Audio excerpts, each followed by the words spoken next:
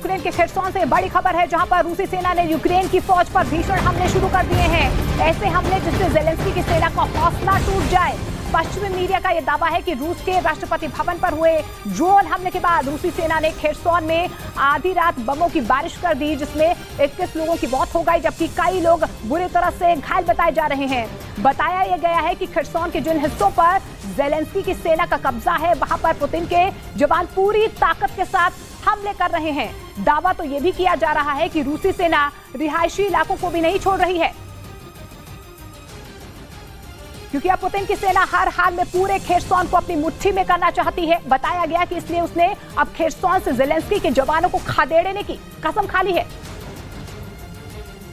यानी अब खेर्सोन में ऐसी भीषण लड़ाई चल रही है जिसमें जलकर पूरा खेर्सोन ही स्वाह हो सकता है। दावा है कि रात के अंधेरे में ही पुतिन की सेना ने यूक्रेन के जवानों पर चुन चुन कर मिसाइलों की बरसात की। यूक्रेन का आरोप है कि रूसी फौज ने रिहायशी इलाकों में भीषण बमबारी की, जिसकी वजह से 21 लोगों की मौत हो गई, जबकि कई लोग बुरी तरह से घायल हो गए हैं। मौत का आंकड़ा भी बीतते घंटों के साथ बढ़ता जा रहा है। लेकिन पश्चिमी मीडिया का यह दावा है कि पुतिन की सेना रूस के राष्ट्रपति भवन पर हुए ड्रोन हमले से बुरी तरह से खून की प्यासी हो गई है, और इसीलिए उसे फर्क नहीं पड़ता कि उसने जो मिसाइलें दागी वो रिहायशी इलाके में गिरी या फिर ज़ेलेंस्की के जवानों को उससे नुकसान पहुंचा। वो बस किसी भी कीमत पर पूरे खेर्सोन को वापस चाहती है। हालांकि पहले भी खेर्सोन के करीब 80% हिस्सों पर रूस कब्जे का दावा कर चुका है, लेकिन अब वो इसे पूरी तरह से अपनी मुट्ठी में करना चाहता है। जंग की शुरुआत में रूस ने खेर्सोन पर पूरी तरह से कब्जे का दावा भी किया था, लेकिन दावा है कि उसे यूक्रेन के भीषण हमलों की वजह से अपने पैर पीछे खींचने पड़ गए थे। इसलिए खेर्सोन अब पुतिन की नाक का सवाल बन चुका है। और खबर है कि इसलिए पुतिन के जवान खेर्सोन में मौत बांटने से पीछे नहीं हट रहे हैं। पश्चिमी मीडिया के मुताबिक खेर्सोन में रूसी फौज ने इतने भीषण हमले किए कि यूक्रेन को मुख्य खेर्सोन शहर में कर्फ्यू लगाना पड़ा। लोगों को घरों में रहने की चेतावनी जारी कर दी गई, क्योंकि पुतिन की सेना कब और कहां बम बरसा दे इसका कुछ पता नहीं। पश्चिमी मीडिया में ऐसी खबरें सामने आ रही थी कि अब यूक्रेन रूसी सेना पर बड़े हमले की तैयारी में जुटा है, लेकिन इससे पहले कि वो अपने प्लान में कामयाब हो पाते, दावा है कि रूसी सेना ने यूक्रेन पर ही हमले तेज कर दिए, क्योंकि उसे ये बात बहुत अच्छे से पता है कि अगर यूक्रेन ने एक बार अपनी तैयारियां पूरी कर ली तो उसकी मुश्किलें बढ़ जाएंगी। पश्चिमी मीडिया के मुताबिक इसलिए उसने यूक्रेन की तैयारियों के बीच मिसाइल और बमों की बारिश करनी शुरू कर दी। यूक्रेन ने आरोप लगाया कि रूसी सेना रिहायशी इलाकों के साथ साथ कई गांवों में भी भीषण हमले बोल रही है, जिसमें उसके नागरिकों की मौत हो रही है। बड़ी खबर आ रही है, ब्रेकिंग न्यूज आ रही है। रूस यूक्रेन जंग से ये बड़ी खबर सामने आ रही है। यूक्रेन ने रूस पर एक और बड़ा हमला कर दिया है। दावा ये किया जा रहा है कि हमला भी ड्रोन से ही किया गया है। खबर के मुताबिक रूस के इलस्की ऑयल रिफाइनरी में जोरदार धमाका हुआ है। तो ऑयल रिफाइनरी में ये बड़ा धमाका हुआ है। रूस यूक्रेन महायुद्ध से जुड़ी इस वक्त की बहुत बड़ी खबर सामने आ रही है। ऑयल रिफाइनरी को निशाना बनाया गया है, ड्रोन से ही ये हमला किया गया है। ये बड़ी खबर निकल कर आ रही है। और म्यांमार में भूकंप के झटके महसूस किए गए हैं, जिसकी तीव्रता रेक्टर स्केल पर 4.2 मापी गई है। बड़ी खबर आपको बता दें, कई जगह अलर्ट जारी कर दिया गया है, लोगों को घरों से दूर जाने को कहा गया है। तो म्यांमार से ये बड़ी खबर, जहां पर भूकंप के तेज झटके महसूस किए गए हैं। भूकंप की तीव्रता 4.2 मापी गई है।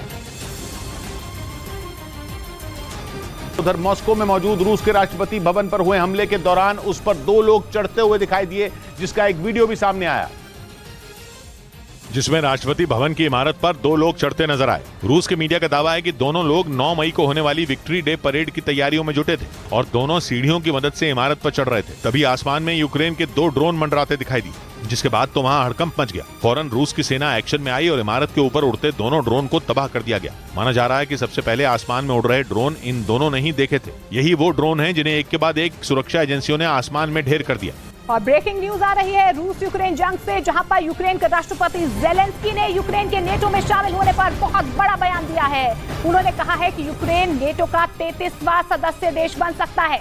नेटो में अभी 31 देश शामिल हैं। फिनलैंड और स्वीडन भी नेटो में शामिल होने के लिए लाइन में है। लेकिन इसी बीच ज़ेलेंस्की ने एक बार फिर से ये बड़ा दावा किया है कि वो रूस से नहीं डरते हैं और यूक्रेन नेटो का सदस्य बनकर ही रहेगा।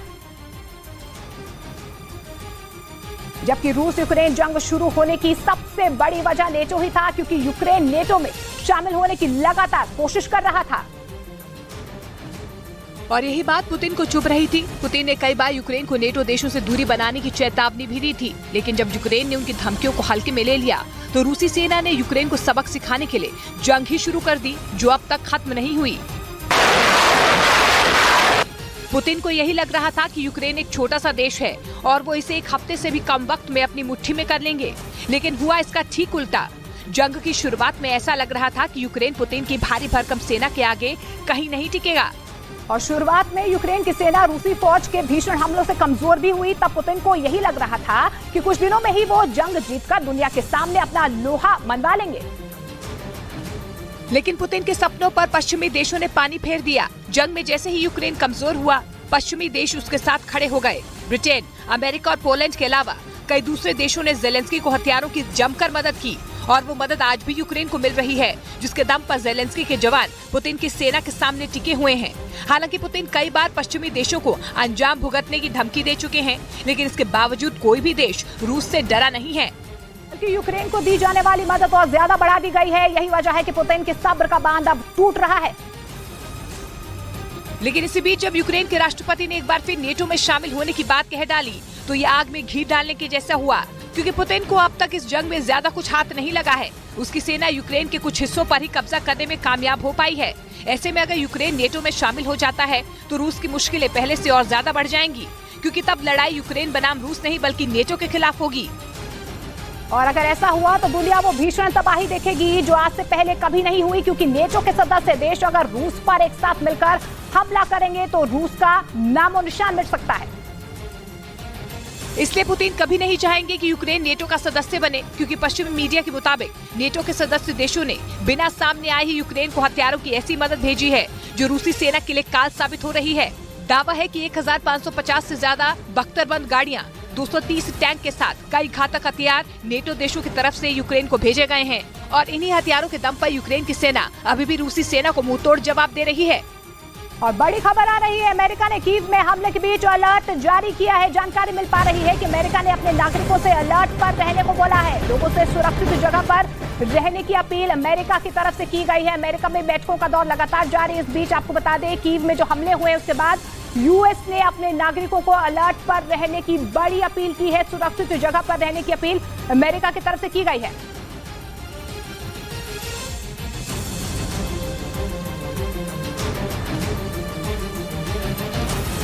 सिर्फ मॉस्को और कर्चब्रिज ही नहीं, रूस का एक शहर भी लगातार यूक्रेन के निशाने पर है। रूस ने दावा किया कि 2 दिनों के अंदर दूसरी बार ब्रयांस्क शहर में उसकी ट्रेन पर हमला किया गया। बड़ी बात यह है कि यह हमला भी रूस के ब्रयांस्क शहर में हुआ। रूस का यह शहर यूक्रेन की सीमा के काफी करीब पड़ता है। इसी वजह से आशंका जताई जा रही है कि इस हमले के पीछे भी यूक्रेन का हाथ हो सकता है, क्योंकि जैसे जैसे जंग आगे बढ़ रही है, रूस के शहरों पर हमले भी बढ़ते जा रहे हैं। रूस के बेलग्राद शहर को तो कई बार ड्रोन से निशाना बनाया गया। बेलग्राद शहर में कभी किसी तेल डिपो को ड्रोन हमले से बर्बाद किया गया, तो कभी हथियारों के गोदाम को उड़ा दिया गया। लेकिन अब बेलग्राद के साथ ही रूस के ब्रयांस्क शहर में भी बार बार धमाके हो रहे हैं। पिछले 2 दिनों में तो लगातार 2 बार वहां ट्रेन को निशाना बनाया गया। एक रोज पहले ब्रयांस्क में एक मालगाड़ी को विस्फोट करके उड़ा दिया गया। इस हमले के बाद जो तस्वीरें सामने आई, उनमें मालगाड़ी के कई डिब्बे पटरी से उतरे हुए नजर आए और वहां रूस के कई अधिकारी जांच करते हुए दिखाई दिए, क्योंकि मालगाड़ी के पटरी से उतरने से पहले वहां एक तेज धमाका हुआ था। ब्रयांस्क के गवर्नर के मुताबिक यह धमाका इतना जोरदार था कि काफी दूर तक उसकी आवाज सुनाई दी। उन्होंने दावा किया कि इस हमले के लिए काफी बड़ी मात्रा में विस्फोटक का इस्तेमाल किया गया।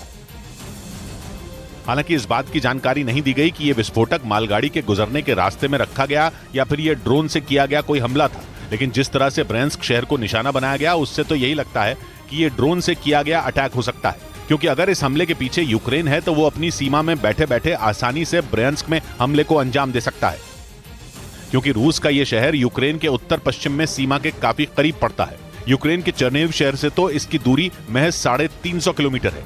यानी रूस के इस शहर पर ड्रोन से हमला बोलना यूक्रेन के लिए कोई मुश्किल काम नहीं है।